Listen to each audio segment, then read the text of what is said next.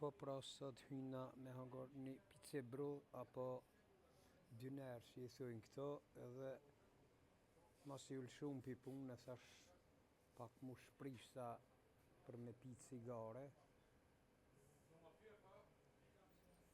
Hynë në divan këtu ne.